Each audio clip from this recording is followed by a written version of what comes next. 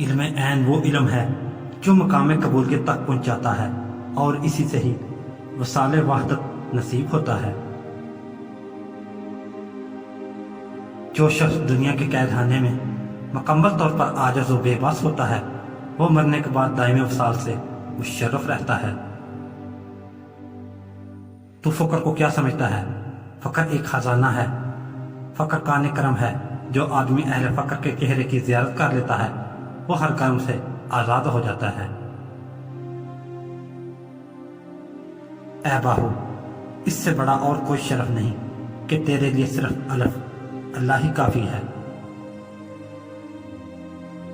مرتبہ دنیا ذلت کا مرتبہ ہے۔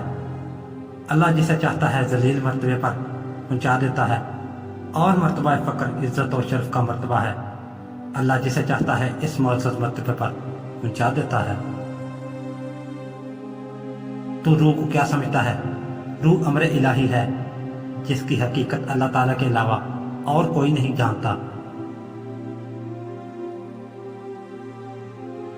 اگر دل میں تو ہے تو دل ایک مسجد ہے، اور تو نہیں تو دل ایک بت خانہ ہے۔ دل میں تو نہیں تو دل ایک دوزخ ہے، اور دل میں تو ہے تو دل ایک بہشت ہے۔ میں لاکھوں بار احسان مندی سے اللہ کا شکر ادا کرتا ہوں کہ مجھے سوائے اس کی ذات کے کسی پر اعتبار نہیں۔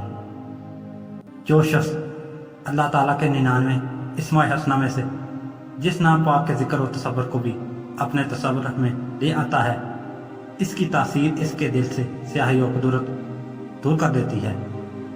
نور ذکر اللہ سے بھرپور دل ہی نور معرفت الہی سے روشن ہو کر نگاہ پروردگار کے لائق بنتا ہے۔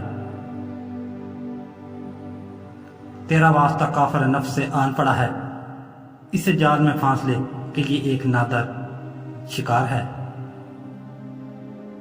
الہی مجھے لذت دیدار بخش اور میرے دل پر لذت دیدار کا نزول فرما۔ دل جب تصور اس میں اللہ ذات میں غرق ہو جاتا ہے تو دار الامان بن جاتا ہے اور خاتمہ بالخیر ہوتا ہے۔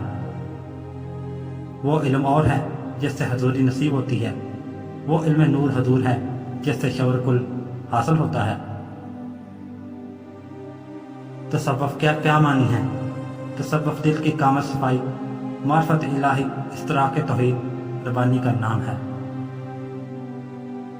اے باہو، سچ بتا کہ فقر کیا چیز ہے؟ فقر عقل و فقر اور تمیز سے ماورا نعمت ہے۔